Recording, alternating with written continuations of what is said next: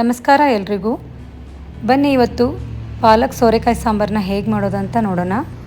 1 cup ತೊಗರಿಬೇಳೆನ ತೊಗೊಳ್ತಾ ಇದ್ದೀನಿ.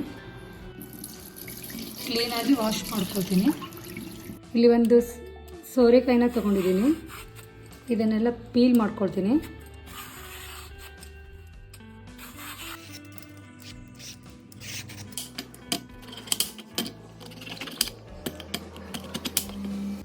ಒಳಗಿಂದೆಲ್ಲ ಬೀಜ ತೆಗೆದುಬಿಡೋಣ.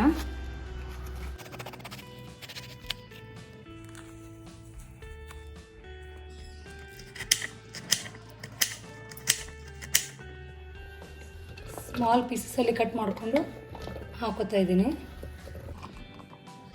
1 ಕಪ್ ಪಾಲಕ್ ತೊಗೊಂಡಿದ್ದೀನಿ. 10 ನಿಮಿಷ ಉಪ್ಪಿನ ನೀರಲ್ಲಿಟ್ಟು ತೊಳೆದಿದ್ದೀನಿ.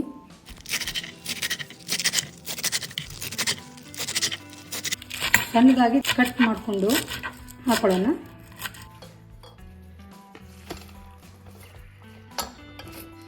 ಮೀಡಿಯಮ್ ಸೈಜ್ 4 ಟೊಮೆಟೊ ತೊಗೊಂಡಿದ್ದೀನಿ. ನೀವು ಬೇಕಿದ್ರೆ ಇದಕ್ಕೆ ಹುಣಸೆಹಣ್ಣು ಹಾಕೋಬೋದು.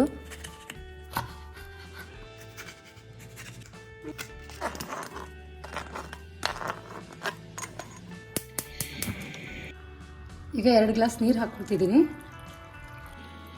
ಒಂದು ಸ್ವಲ್ಪ ಅರಿಶಿನ ಪುಡಿ ಹಾಕೊಳ್ಳೋಣ. 3 ರಿಂದ 4 ವಿಸಲ್ ಆದಮೇಲೆ ಗ್ಯಾಸ್ ಆಫ್ ಮಾಡಿಬಿಡೋಣ.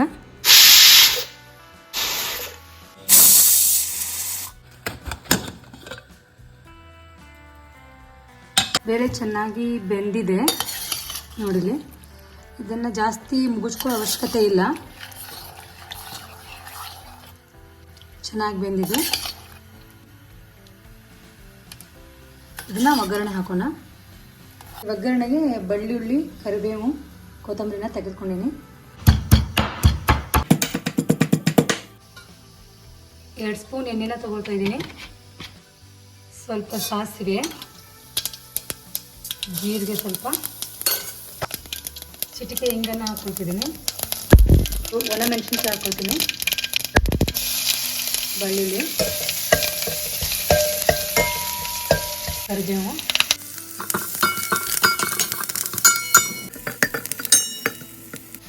ಸ್ವಲ್ಪ ಅರಿಶಿನ ಪುಡಿ, ಸ್ವಲ್ಪ ಮಸಾಲೆ ಖಾರ. ಇದು ಮನೇಲಿ ಮಾಡ್ಕೊಂಡಿರೋ ಮಸಾಲೆ ಖಾರ.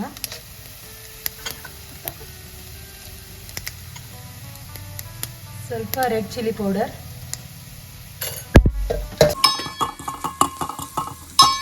ಕುದಿಸಿರೋ ಬೇಳೆನ ಹಾಕೊಂಡ್ಬಿಡೋಣ.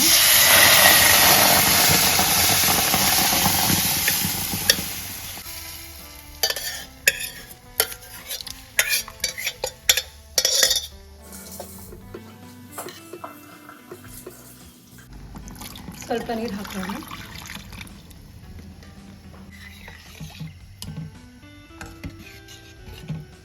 ಇಲ್ಲಿ ಸ್ವಲ್ಪ ಬೆಲ್ಲ ಹಾಕ್ತಿದ್ದೀನಿ.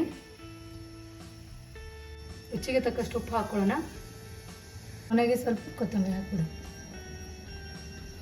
ಒಂದು ಕುದಿ ಬಂದ ಮೇಲೆ ಸಾಂಬಾರು ರೆಡಿ ಆಯ್ತು. ಈಗ